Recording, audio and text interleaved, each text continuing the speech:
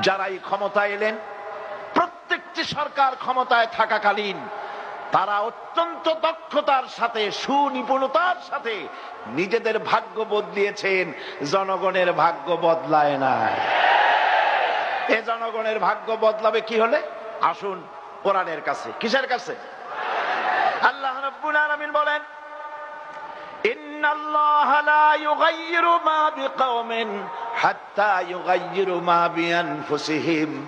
আল্লাহ পাক বলেন, নিঃসন্দেহে আমি কোন জাতির ভাগ্যকে পরিবর্তন করি না যতক্ষণ পর্যন্ত ওই জাতি নিজের ভাগ্য পরিবর্তন করার জন্য সচেষ্ট না হয়, ওই জাতির ভাগ্য আমি পরিবর্তন করে দেই না।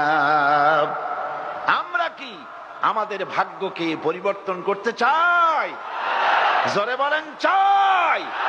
কারা কারা চাই? দুহাত উঁচু করে দেখান।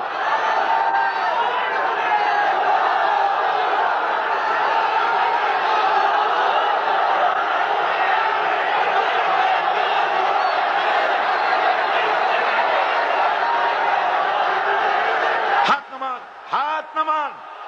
সকলে বলেন আলহামদুলিল্লাহ। ভাগ্যের পরিবর্তন হবে কোরআন দিয়ে। ভাগ্যের পরিবর্তন হবে কি দিয়ে? কোরআন দিয়ে পরিবর্তন হবে।